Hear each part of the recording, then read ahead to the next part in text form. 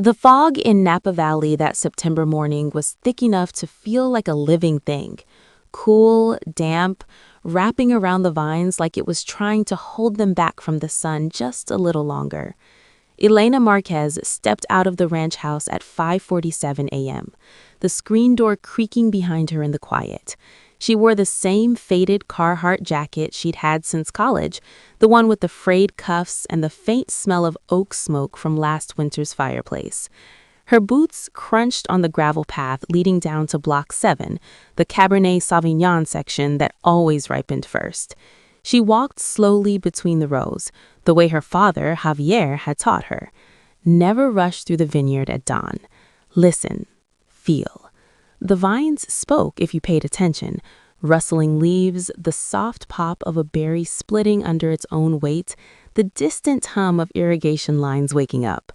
Elena reached out and lifted a cluster, turning it gently in her palm. The grapes were dark, almost black, coated with that fine powdery bloom that protected them from the morning dew. Brick's readings the day before had hit 26.2. Perfect. One more day, maybe two, and they'd call in the crew. This was crush week, the heartbeat of every vintage.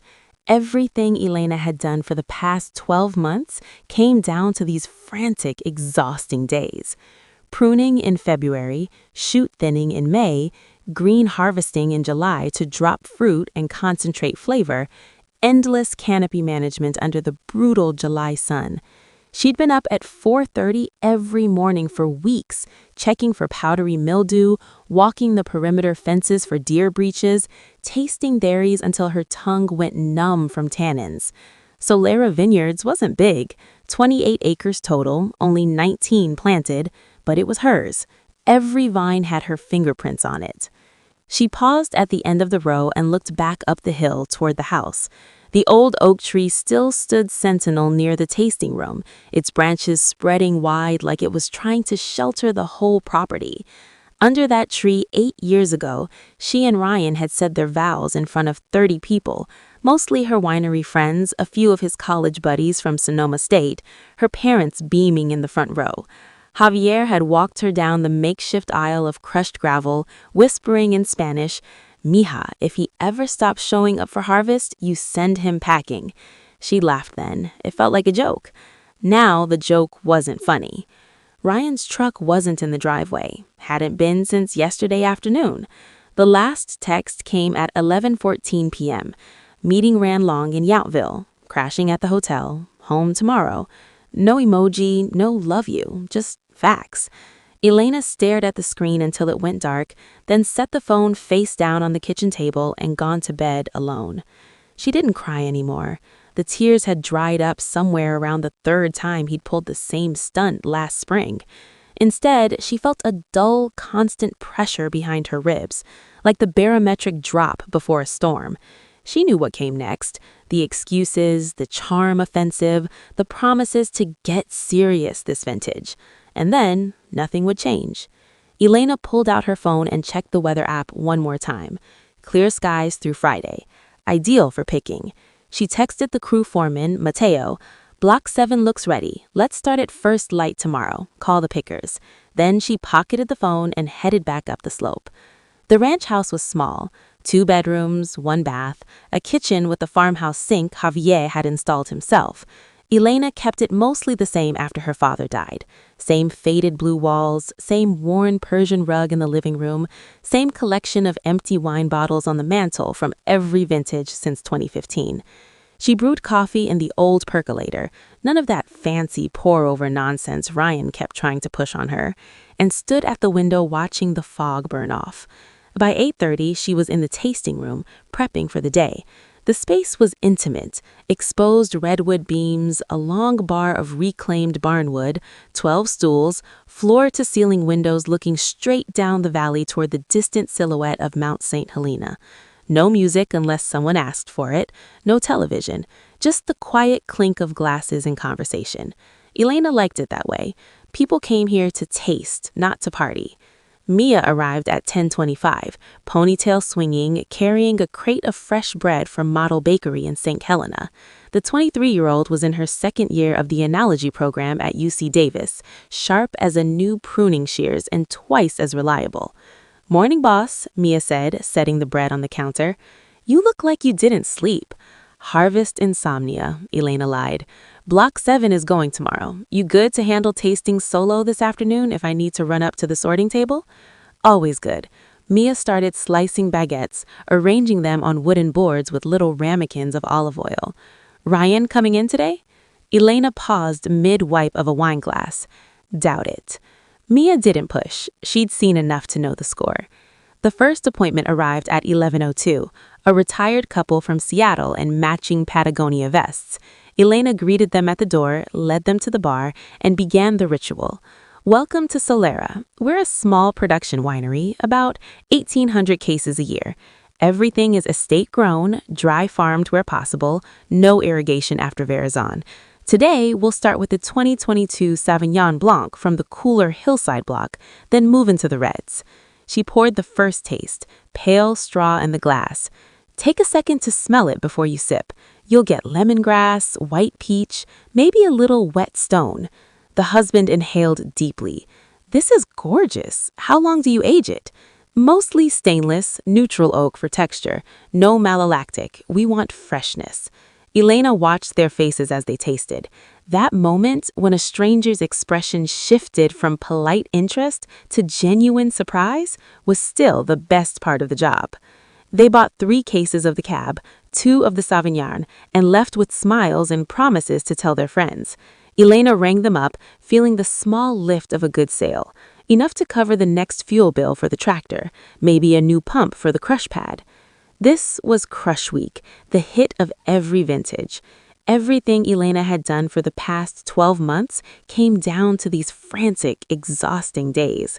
Pruning in February, shoot thinning in May, green harvesting in July to drop fruit and concentrate flavor, endless canopy management under the brutal July sun.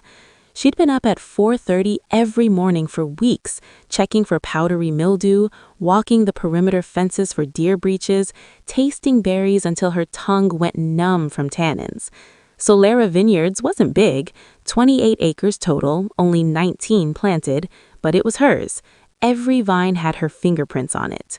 She paused at the end of the row and looked back up the hill toward the house.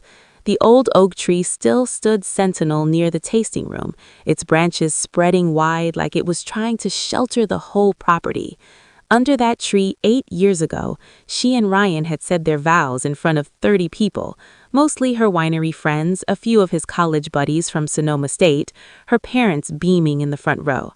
Javier had walked her down the makeshift aisle of crushed gravel, whispering in Spanish, "Mija, if he ever stops showing up for harvest, you send him packing." She laughed then. It felt like a joke. Now the joke wasn't funny. Ryan's truck wasn't in the driveway. Hadn't been since yesterday afternoon. The last text came at 11:14 p.m. Meeting ran long in Yountville. Crashing at the hotel. Home tomorrow. No emoji, no love you, just facts. Elena stared at the screen until it went dark, then set the phone face down on the kitchen table and gone to bed alone. She didn't cry anymore. The tears had dried up somewhere around the 3rd time he'd pulled the same stunt last spring. Instead, she felt a dull, constant pressure behind her ribs, like the barometric drop before a storm. She knew what came next, the excuses, the charm offensive, the promises to get serious this vintage.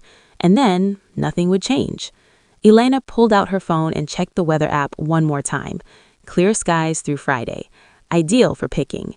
She texted the crew foreman, Mateo, "Block 7 looks ready. Let's start at first light tomorrow. Call the pickers." Then she pocketed the phone and headed back up the slope. The ranch house was small. 2 bedrooms, 1 bath, a kitchen with a farmhouse sink Javier had installed himself. Elena kept it mostly the same after her father died. Same faded blue walls, same worn Persian rug in the living room, same collection of empty wine bottles on the mantle from every vintage since 2015. She brewed coffee in the old percolator, none of that fancy pour-over nonsense Ryan kept trying to push on her, and stood at the window watching the fog burn off. By 8:30, she was in the tasting room, prepping for the day. The space was intimate, exposed redwood beams, a long bar of reclaimed barnwood, 12 stools, floor-to-ceiling windows looking straight down the valley toward the distant silhouette of Mount St. Helena. No music unless someone asked for it, no television, just the quiet clink of glasses and conversation. Elena liked it that way. People came here to taste, not to party. Mia arrived at 10:25, ponytail swinging, carrying a crate of fresh bread from Model Bakery in St. Helena.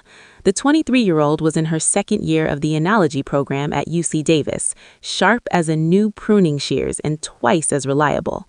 "Morning, boss," Mia said, setting the bread on the counter. "You look like you didn't sleep." "Harvest insomnia," Elena lied. "Block 7 is going tomorrow. You good to handle tasting solo this afternoon if I need to run up to the sorting table?" "Always good."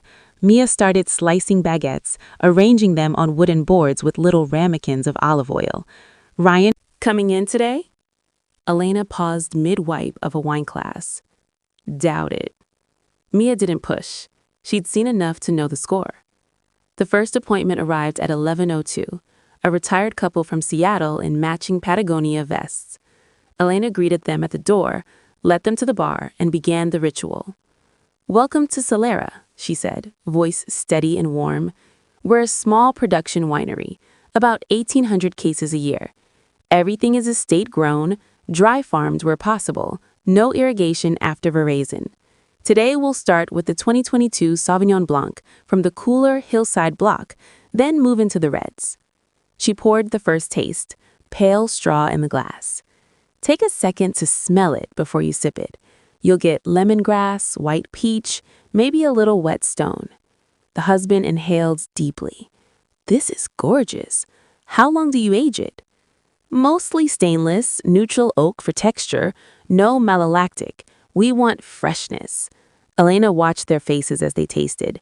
That moment when a stranger's expression shifted from polite interest to genuine surprise was still the best part of the job. They bought 3 cases of the Cab, 2 of the Sauvignon, and left with smiles and promises to tell their friends. Elena rang them up, feeling the small lift of a good sale, enough to cover the next fuel bill for the tractor, maybe a new pump for the crush pad. The next 2 hours passed in a steady rhythm. A young couple from Portland, a solo buyer from Chicago who'd read about Solera in Wine Spectator, a local restaurateur tasting for his fall list. Elena poured, explained, listened. She loved this part, the stories people brought with them. The Chicago man told her about his mother's funeral the month before. The restaurateur confessed he was thinking of selling because the valley had gotten too corporate. Elena nodded, poured generously, let them talk. Around 2:20, her phone vibrated on the counter. She glanced down, expecting Mateo confirming pick times. Instead, the name Harlan Thorpe Esquire flashed across the screen, her mother's estate lawyer.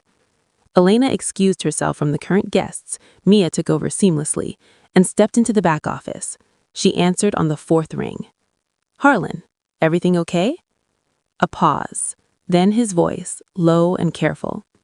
"Elena, I'm afraid I have difficult news. Your mother suffered a massive heart attack this morning. She passed at Marin General around 9:40. I'm so sorry."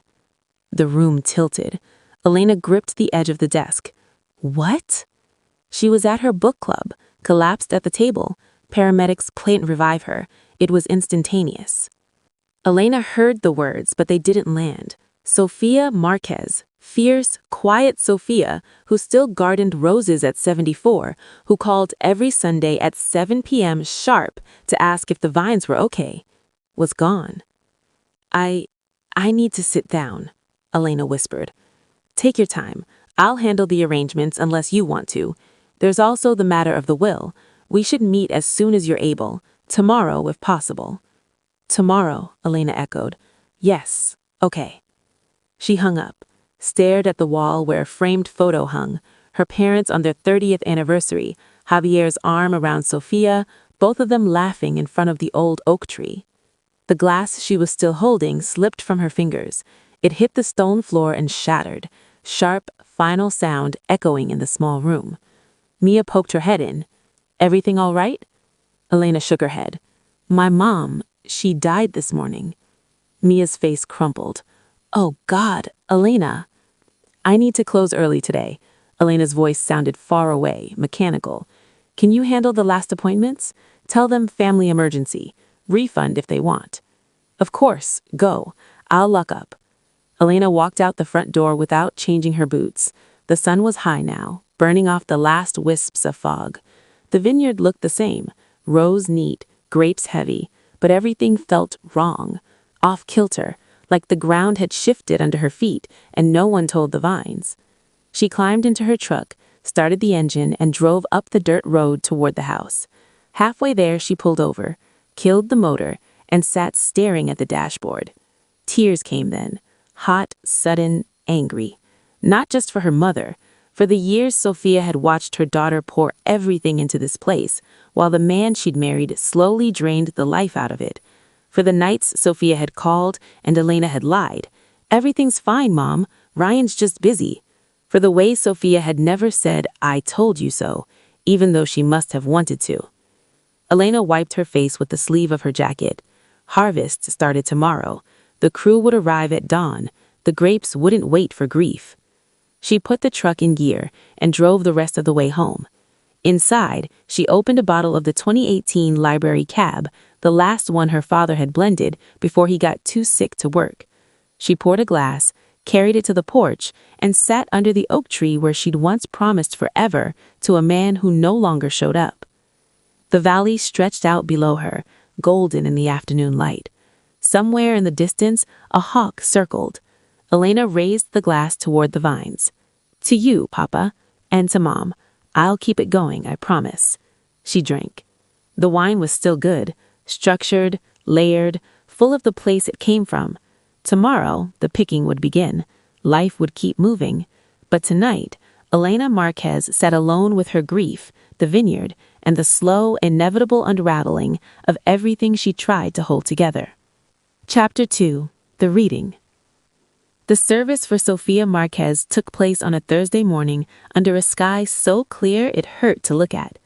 St. Helena's small Catholic church on Main Street smelled of incense and polished wood, the kind of place where generations of Valley families had said goodbye. Only about 40 people came, neighbors from Calistoga, a handful of library volunteers Sophia had worked with for 20 years, a few winery folks who remembered Javier from the old co-op days. No distant cousins flew in, no dramatic outpouring of grief. Sophia would have approved of the restraint. Elena stood at the front pew in a simple black dress she'd bought off the rack at Nordstrom in Napa 2 days earlier because nothing in her closet felt right. She hadn't cried during the Mass.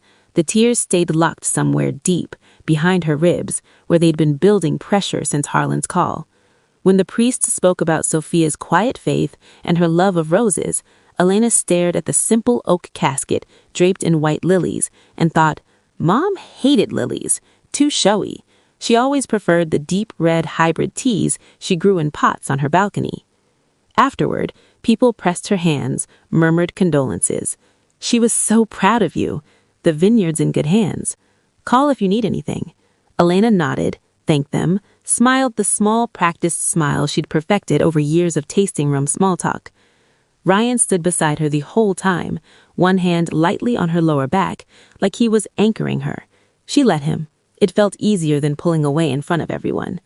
He'd shown up at the house at dawn that morning with coffee from Bouchon Bakery and a fresh suit he'd clearly picked up from the dry cleaner. I want to be here for you, he'd said, voice soft, eyes earnest. For a moment, she'd almost believed the performance. Almost. The burial was private, just Elena, Ryan, and Father Miguel at the small cemetery on the edge of town. Sophia had chosen a plot next to Javier years ago, under a mature olive tree. The gravediggers had already lowered the casket when they arrived. Elena dropped a handful of soil, watched it scatter across the polished wood. Ryan squeezed her shoulder. She didn't flinch. By noon, it was over. The sky stayed mercilessly blue. Life in the valley didn't pause for grief. Harvest crews were already in the fields, tractors rumbling, the air thick with the smell of fermenting fruit. Harlan Thorpe's law office was on the second floor of a restored brick building on 1st Street in downtown Napa. Elena drove alone. Ryan had offered to come, moral support, he'd said, but she'd shaken her head. This is family business. He'd looked hurt, then shrugged. Call me when you're done. We can grab lunch. She parked in the public lot behind the courthouse, walked the 2 blocks in low heels that pinched. The receptionist waved her straight through. Harlan was waiting in the conference room, a folder open on the mahogany table, 2 glasses of water already poured. "Elena," he said, standing to hug her briefly. Harlan had been Javier's lawyer since the first land purchase in the late 90s. He'd handled the probate when her father died, too. Mid-60s now, silver hair, wire-rimmed glasses, the kind of calm that came from seeing too many families fracture over money. "Sit. Take your time." She sat. The leather chair creaked under her. Harlan didn't waste words. "I'm sorry again for Sophia. She was one of the good ones." He slid a thick envelope across the table. "This is the original will executed 3 years ago with a codicil added last February. Everything goes to you. No other heirs named." Elena opened the envelope with steady hands. The paper smelled faintly of ink and old books. Harlan continued as she scanned the first page. The Calistoga condo, 2 bedrooms, paid off, current market value around $1.4 million. Her savings and brokerage accounts, roughly $780,000 in liquid assets. And the big one, her 40% limited partnership in Montelena Ridge Vineyards. Elena looked up sharply. "Montelena Ridge?" Harlan nodded. 60 contiguous acres in the eastern hills, mostly old vine Cabernet Sauvignon planted in the 70s, some Merlot and Petite Syrah blocks. Production around 4,000 cases annually, sold mostly direct-to-consumer and to high-end restaurants. Sophia bought in quietly after Javier passed, used the life insurance proceeds and some savings she'd kept separate. She never told you because she didn't want you to feel pressure. Elena felt the room tilt again, just like it had in the tasting room when the glass broke. Montelena Ridge wasn't just another vineyard. It was legendary in a quiet way. Steep slopes, volcanic soils, consistent 90-plus scores from the critics who still mattered. The kind of place that turns small production wines into cult bottles overnight, if the owner wanted to chase that. Sophia had owned a piece of it for 6 years and never said a word. "Why now?" Elena asked. "Why keep it secret?" She wanted you to focus on Solera. Build it your way. This was insurance, options. She said if things ever got tough, market crash, drought, whatever, you'd have something solid behind you. Elena traced the words on the page with her finger. "And the condition you mentioned on the phone." Harlan leaned forward. "The vineyard interest doesn't pass outright. It goes into an irrevocable trust, Montelena Ridge Protective Trust, with you as sole income beneficiary and remainderman. You get distributions from profits, voting rights on operational decisions, full use of income for any purpose. But the principal, the shares themselves, cannot be sold, transferred, or pledged without trustee approval. And here's the key clause Sophia insisted on. In the event of divorce or legal separation, no portion of the trust assets shall be considered community property, marital property, or subject to equitable division. The trust is explicitly structured to preserve separate character under California Family Code." Elena exhaled slowly. She thought Ryan might. Harlan met her eyes. She didn't name him. She didn't have to. Sophia was practical. She saw how he stopped showing up for harvest, heard the late nights, the excuses.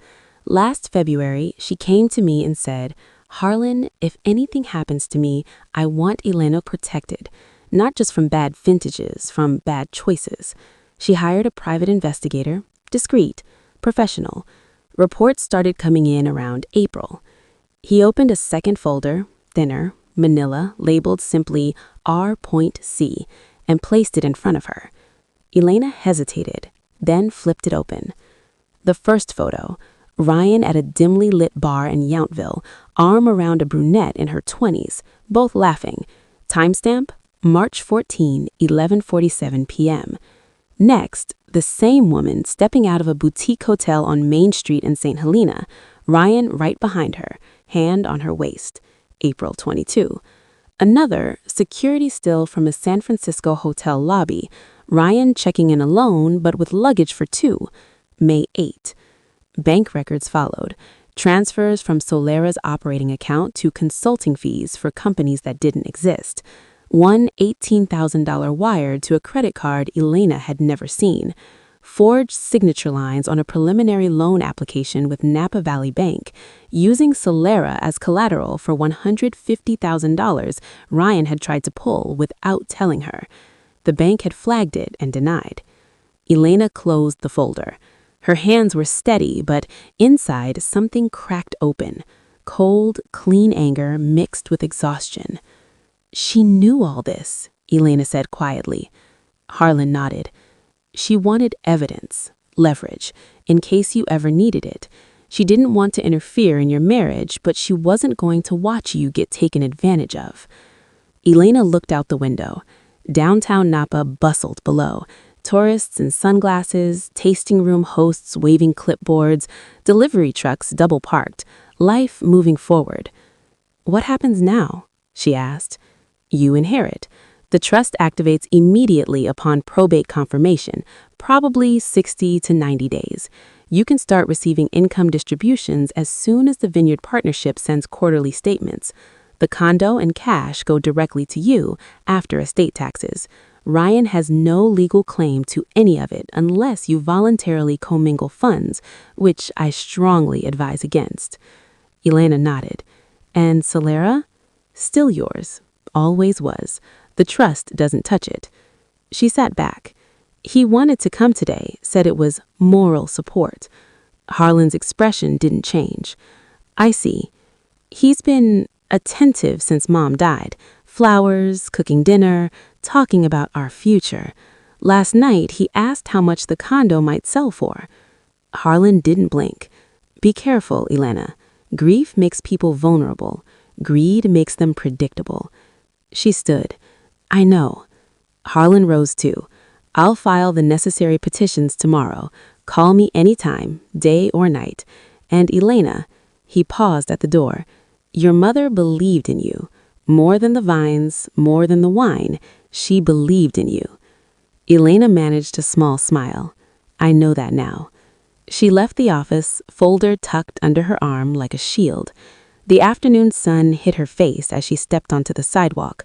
Warm, relentless. Napa didn't care about funerals or betrayals. Grapes were ripening, crush was coming. She walked to her truck, slid behind the wheel, and sat for a long minute without starting the engine. The folder rested on the passenger seat. Photos, numbers, proof. Ryan's text buzzed in. How'd it go? Want me to pick up dinner? We can talk. Elena stared at the screen. Then she typed one word. No. She hit send, turned off the phone, and drove back to Solera. The Vineyard waited, rose heavy, harvest one day closer. Her mother had given her more than land. She'd given her freedom. And Elena was finally ready to take it. Chapter 3. The Mask Slips. Elena drove the winding Silverado Trail back to Solera with the windows down, letting the late afternoon heat rush through the cab of the truck. The air smelled of dry grass, fermenting grapes, and distant wildfire smoke from somewhere up in Lake County. She kept the radio off. No music felt right. Just the low rumble of tires on asphalt and the occasional whoosh of a passing tour van. The folder from Harlan sat on the passenger seat like a live grenade. Every time she glanced at it, her stomach twisted. Not from shock anymore. The photos and bank records had already done their damage. But from the cold clarity they brought. Ryan hadn't just drifted. He'd been actively building an exit ramp, one lie at a time. She pulled into the gravel drive just as the sun dipped behind the western ridges, painting the Vineyard in long gold shadows. Mateo's crew was already gone for the day. Tomorrow at dawn, they'd start picking Block 7. The sorting table stood under the shed roof, stainless steel gleaming. Everything looked normal. Everything felt wrong. Ryan's pickup was parked crooked in front of the house, tailgate down, a flat of roses from the Calistogan nursery spilling out the back. He must have heard the engine because he stepped onto the porch before she even killed the ignition. He wore the navy button-down she'd bought him for their 5th anniversary, sleeves rolled to the elbows, hair still damp from a shower. In his hands, 2 wine glasses and the bottle of 2018 Library Cabernet she'd opened the night before. "Hey," he called, voice warm, careful. "I figured you'd want something familiar tonight." Elena got out slowly. She left the folder on the seat, door closed. No need to show her cards yet. Inside, the kitchen smelled of garlic and rosemary. Ryan had made his go-to comfort dish, roast chicken with fingerling potatoes, the one he used to cook when they first moved in together. Candles flickered on the table, soft jazz played from the old Bluetooth speaker. "I thought we could eat on the porch," he said, setting the glasses down. "Watch the light fade. Talk." Elena stood in the doorway, arms crossed. "Talk about what?" He poured the wine, generous pours, and handed her a glass. "About your mom. About today. About us. I know it's been rough lately. I've been absent. I get that. But I'm here now." She took the glass but didn't drink. "You were at a hotel last night. Meeting with a distributor from LA. Ran late. I should have called sooner. I'm sorry." He met her eyes, steady. Elena studied him. The same easy smile that had charmed her at that San Francisco trade tasting 8 years ago. The same tilt of the head when he wanted to seem sincere. She used to melt for it. They carried plates to the porch. The old oak tree rustled overhead. Crickets started up in the rows. Elena sat on the Adirondack chair farthest from him. Ryan settled closer, elbows on knees, wine glass dangling between his fingers. "I keep thinking about what your mom would wanted," he said quietly. "She always said family comes first, that we should stick together through the hard stuff." Elena set her untouched glass on the side table. "Mom left me everything." Ryan nodded slowly. "I figured. Condo, savings, the usual. And 40% of Montelena Ridge." His head came up fast. "Montelena Ridge? The Montelena Ridge?" "Old vines, prime hillside, about 60 acres total. She bought in after Dad died. Never told me." Ryan let out a low whistle. "Jesus, Elena, that's life-changing. We're talking millions in asset value, annual production cash flow alone." "It's in a trust," she cut in, "irrevocable. I'm sole beneficiary. Income comes to me, principal stays protected. No sale, no transfer, no pledge without trustee approval. And here's the key clause Sophia insisted on. In the event of divorce or legal separation, no portion of the trust asset." Chapter 4. The Battle. The weeks after Ryan drove off into the night blurred into a relentless rhythm of harvest and paperwork. Dawn pickers arrived in battered pickups, while Elena stood at the sorting table, eyes burning from lack of sleep, hands stained purple from Cabernet skins. Clusters tumbled down the conveyor. She pulled out leaves, stems, any rot she spotted. The air was thick with the sweet, sour smell of fermenting must. By noon, the bins were full, the press running, juice flowing into stainless tanks where wild yeast would begin its slow, quiet work. At night, the real work shifted indoors. Elena sat at the kitchen table under the single pendant light, laptop open, legal documents spread like a losing poker hand. Victoria Lang's firm in Napa had taken her on within 48 hours of that first call. Victoria was 42, sharp-eyed, no nonsense, with a reputation for never blinking when the other side played dirty. She'd reviewed the PI folder in one sitting, then looked up and said simply, "We've got him. He's not walking away with anything he didn't earn." The first demand letter arrived 10 days later, FedEx overnight from a San Francisco firm known for representing tech execs in ugly splits. Ryan's attorney, Gerald Voss, was the kind of lawyer who billed $950 an hour and wore Italian loafers to mediation. The letter was 32 pages of legalese, but the demands boiled down to bullet points Elena could read in 30 seconds. 50% of the appreciated value of Solera Vineyards during the marriage, estimated $1.2 to $1.8 million. 50% equity in the marital residence, the ranch house and 10 acres immediately surrounding it. Spousal support of $8,500 per month for 8 years, half the length of the marriage. Reimbursement for intangible contributions to the business, branding, networking, social media strategy. A claim for partial interest in any income distributions from the Montelena Ridge Trust, arguing marital expectation and commingling of lifestyle benefits. Elena read it twice, then forwarded it to Victoria without comment. The reply came back in under an hour. Standard opening salvo, overreaching, will counter hard. The counter arrived 2 weeks later. Victoria's response was surgical. Solera predated the marriage by 4 years. All major capital improvements and debt service had come from Elena's separate funds or business revenue. Ryan's contributions were documented as minimal, sporadic consulting invoices totaling less than $22,000 over 8 years. The house was titled solely in Elena's name, a gift from Javier before the wedding. Spousal support? Denied. Ryan was employable, had no disabilities, and had been voluntarily unemployed for 3 years. The trust? Ironclad separate property under California Family Code, Section 770. No commingling, no expectation. Boss fired back with a motion to compel discovery. Bank statements, tax returns, Vineyard operating agreements, even Solera's customer list. Elena spent 3 weekends in the office, pulling files, redacting personal information, cursing under her breath. Mia helped when she could, bringing coffee and quiet solidarity. "He's bluffing," Mia said one night at 2 a.m. "He's got nothing." But Ryan didn't bluff quietly. He started showing up at Solera unannounced, once during a tasting with a couple from Dallas, standing in the doorway in a rumpled blazer, asking loudly if his wife could spare a minute. Elena excused herself, led him to the back office. "You're embarrassing yourself," she said, closing the door. "I'm reminding you we're still married. This place is half mine until a judge says otherwise.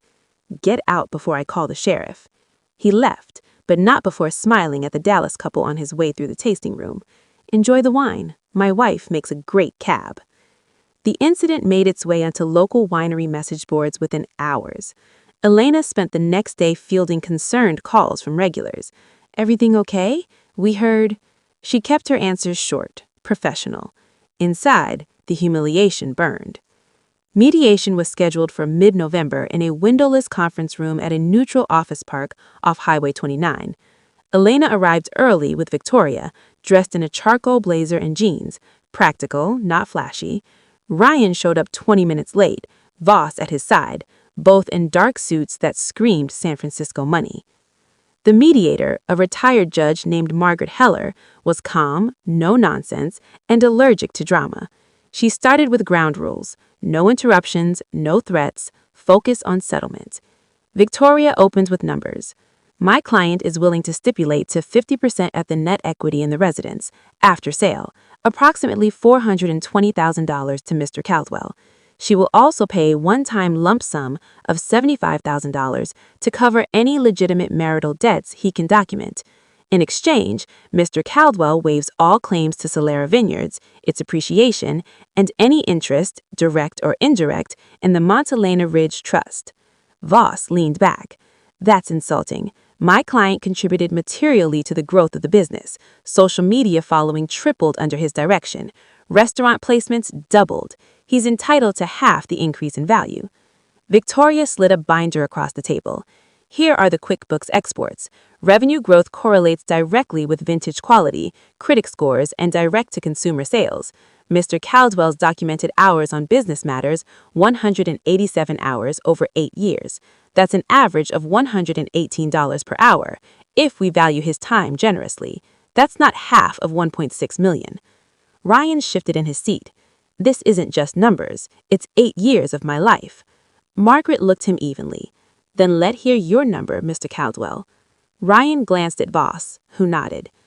$2.4 million lump sum, half the house, half Solera's appraised appreciation, 5 years of support at $6,000 a month, and 20% of any Montelena distributions for the next 10.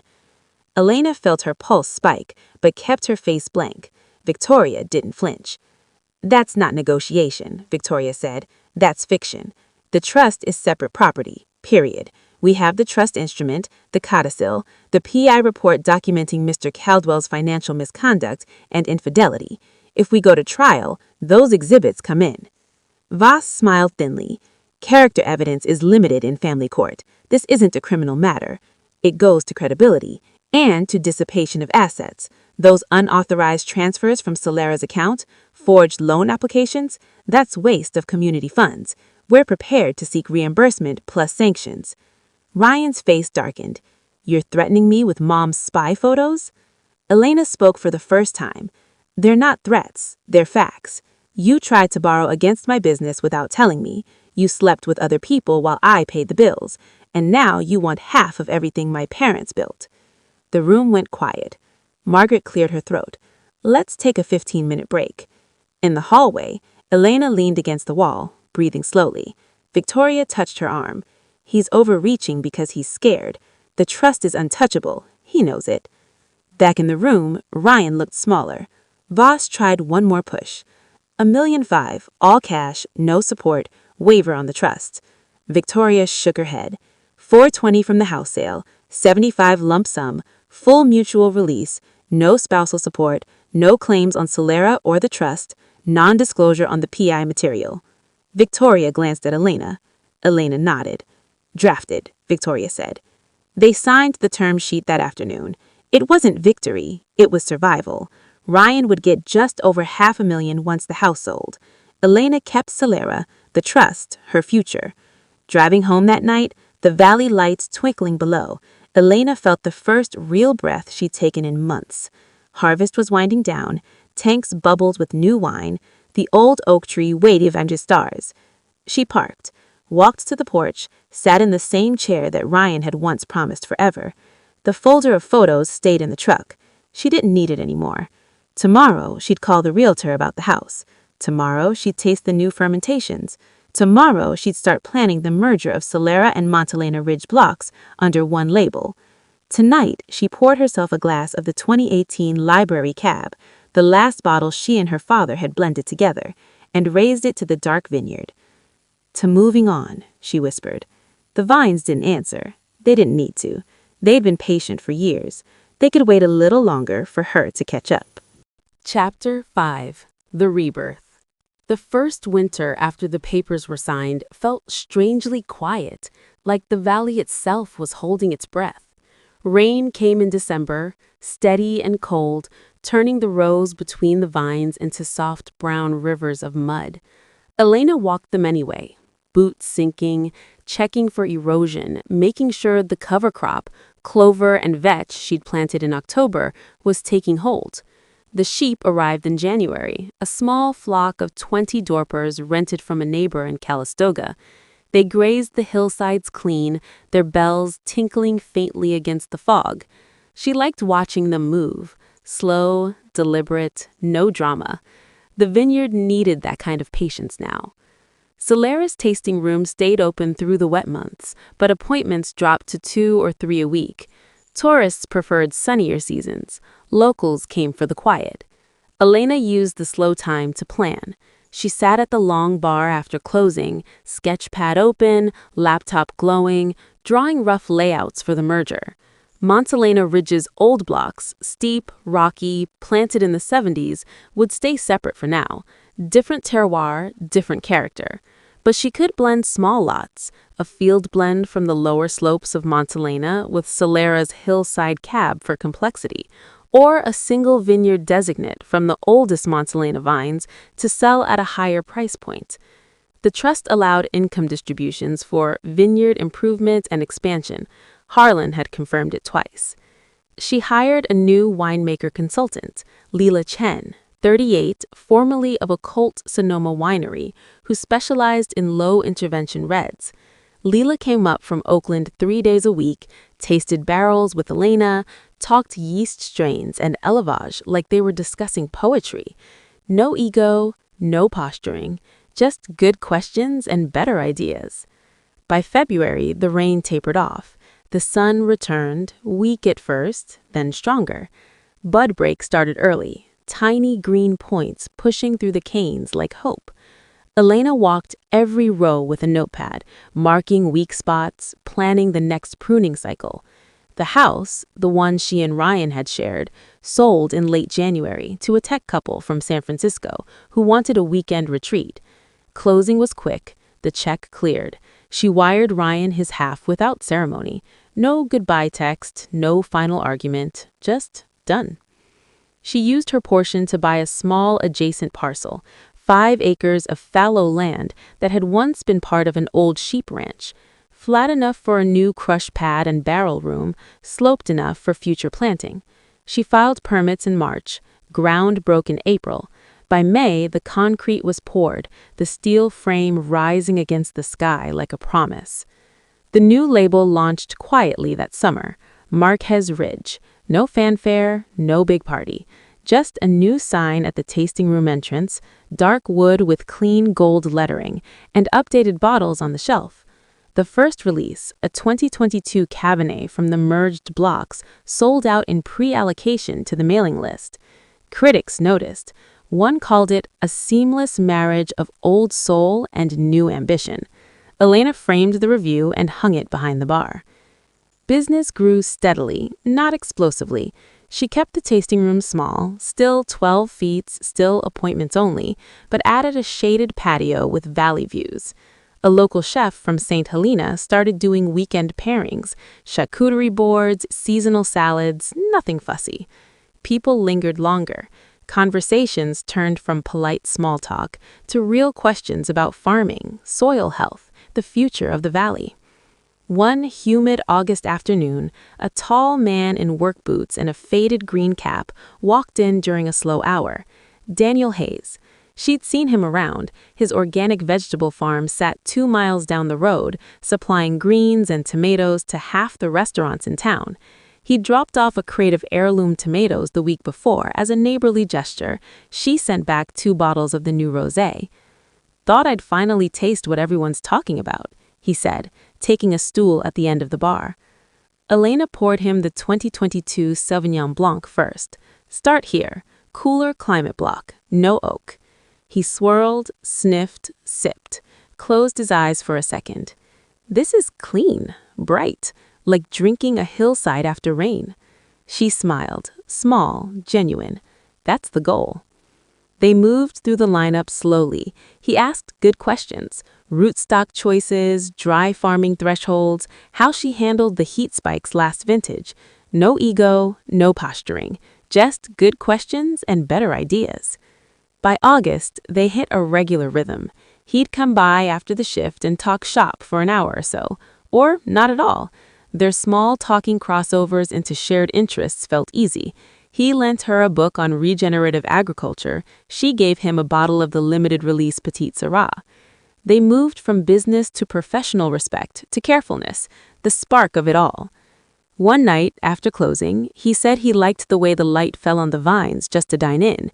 She let him sit at a table with a glass of wine and book past the branch. Another, she offered him a fresh batch of Amir to compare with his homebrew, a gentle dance of shared interests. By October, they were just a couple of farmers drinking wine on a cold evening, watching the sun gain sweep across the valley. Elena knew she couldn't force things with Daniel. It wasn't his natural pace, nor was hers anymore. They would honor each other, honor their time and place, and let things unfold as they would on their own. He hadn't asked her to dinner yet, but she sensed things were moving that way. Dinner would just be the next part of what was naturally happening between them. Everything was unfolding in the natural order of things, and that was precisely how she wanted it, and how he understood. The sun set over the ridge and the shadows lengthened on the patio.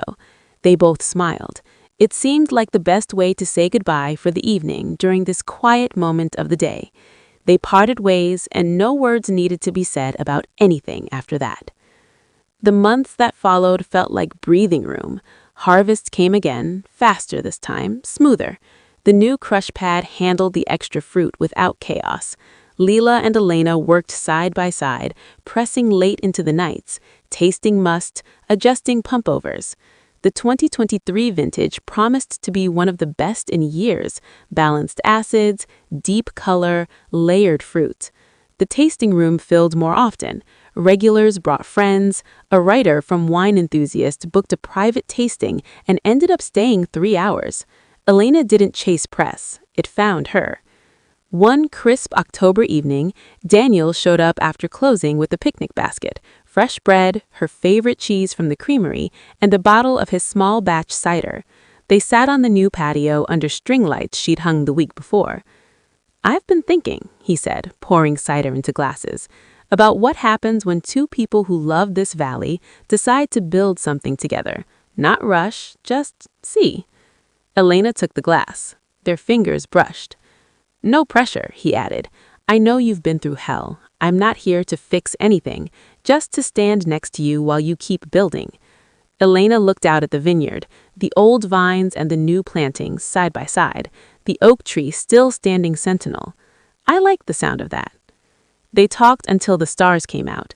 No grand declarations, just quiet agreement. When he left, he kissed her cheek, soft, careful. She watched his taillights disappear down the road, then went inside and locked up. The next morning, she walked the rows at dawn, coffee in hand. Buds were already setting for next year. The sheep would come back in winter. The new barrel room would be finished by spring. Marquez Ridge was growing, not too fast, not too slow, just right. Elena paused at the top of the hill, looked down the valley. Somewhere out there, probably Ryan was chasing another dream that wouldn't stick. She didn't wish him ill. She didn't wish him anything at all. She raised her coffee to the rising sun and said to the vines, "To the next vintage." They rustled in reply, gentle, steady, alive. And for the first time in years, Elena felt the same.